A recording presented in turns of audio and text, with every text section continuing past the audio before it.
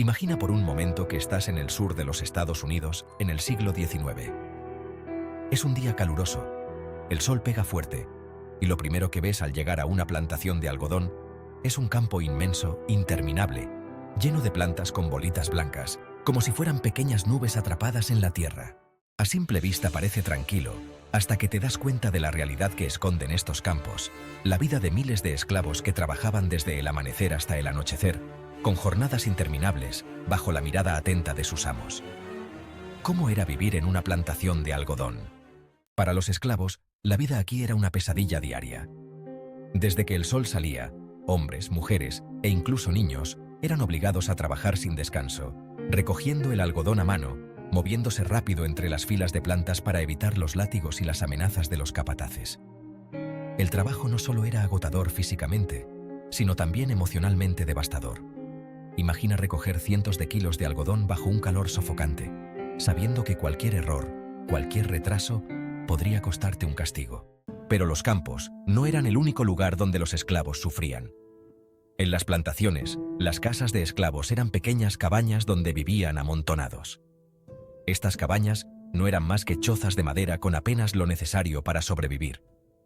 Algunas camas improvisadas y poca protección contra el frío o la lluvia.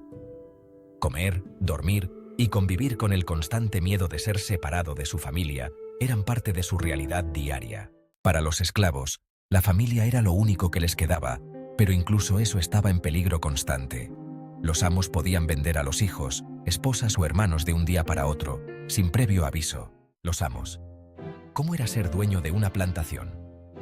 Del otro lado de esta historia estaban los amos, los dueños de las plantaciones. Eran familias ricas que vivían en grandes mansiones llenas de lujo, muy alejadas de los sufrimientos de los esclavos. Los amos veían a los esclavos como simple propiedad, como máquinas de trabajo que les aseguraban grandes ganancias. El algodón era conocido como oro blanco, porque su cultivo y exportación eran increíblemente lucrativos, sobre todo para las economías del sur de Estados Unidos. Los dueños de plantaciones podían hacerse muy ricos a costa de la explotación brutal de sus esclavos. ¿Qué pasaba con los esclavos que se rebelaban o escapaban? Aunque muchos esclavos intentaban resistir de diferentes maneras, ya fuera huyendo o rebelándose, las consecuencias podían ser terribles.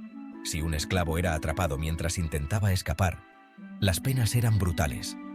Desde latigazos hasta la muerte, o en algunos casos, un tratamiento ejemplar para que sirviera de advertencia a los demás. Sin embargo, a pesar de estos riesgos, muchos tomaban el camino de la libertad, escapando por rutas clandestinas como el famoso ferrocarril subterráneo, una red secreta de personas que ayudaban a los esclavos a huir hacia el norte, donde la esclavitud no era permitida. A pesar de todo, la resistencia nunca murió. Los esclavos también encontraron formas de mantener viva su humanidad, con música, con religión, con sus historias. A través de cánticos espirituales compartían su dolor, pero también sus esperanzas. Estos cánticos, conocidos como spirituals, llevaban mensajes ocultos sobre cómo escapar o sobre sus sueños de libertad.